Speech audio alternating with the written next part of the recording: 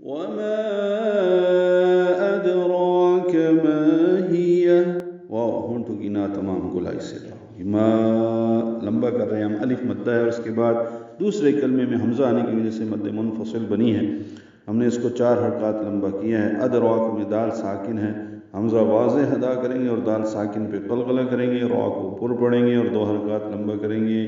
آگے یا کا نشان بنا ہوا ہے، یہ نہیں پڑھیں گے، کھڑا زبر کے بعد یہ نشان آئے گا یا کی شکل میں، کاف باریک ہے۔ وما ادراک ما ہی، ما الف مدہ ہے، 2 حرکات لمبا ہے، ہا قصہ حرک سے نکالیں گے، 2 ہاں ہیں اس میں، یا کو ہا سے ملا دیں گے، یہ ہا ساکن ہے پہلے ہی، ما ہی، اور اس پہ ہمس ہوگا، وقفاً وصلاً ہی ہمس ہوگا۔ اور آپ کیا سمجھے کہ وہ کیا ہے؟ نار حامیہ، نا الف مدہ ہے، 2 حرکات لمبا ہے، تنوین کے بعد ہا آنے کی وجہ سے اظہار ہے، نارن را پر پڑھیں گے اور اظہار کریں گے، ہا وسط سے ادا کریں گے اور الف مدہ ہے، 2 حرکات لمبا کریں گے۔ میم کو جلدی پڑھیں گے، یا کو تائے مربوطہ سے ملانا ہے، وقفاً تو یہ ہا میں تبدیل ہو جائے گی، حامیہ۔ اس سورہ میں تائے مربوطہ کی بہت زیادہ مشق ہے، شروع میں بھی اور آخر میں بھی۔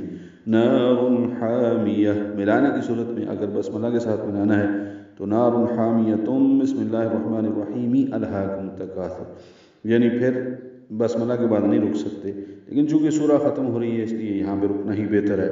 نار حامیہ، ایک دہتی ہوئی آگ ہے۔